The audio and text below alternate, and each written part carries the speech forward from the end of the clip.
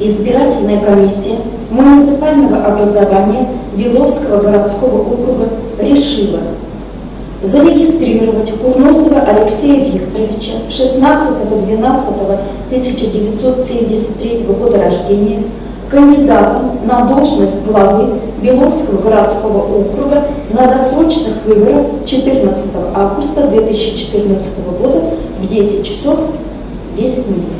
Алексею Курносову торжественно вручили удостоверение кандидата на должность главы Беловского городского округа и памятный сувенир. Кроме того, избирательной комиссией зарегистрированы еще 2 кандидата на должность главы Беловского городского округа. Это помощник депутата Госдумы от партии ЛДПР Евгений Мангазеев и заместитель начальника управления образования Александр Клочков, самовыдвиженец. Сейчас для зарегистрированных кандидатов начался агитационный период. Они могут проводить встречи с избирателями, использовать в качестве агитации плакаты и листовки. С 16 августа начинается агитационный период в средствах массовой информации.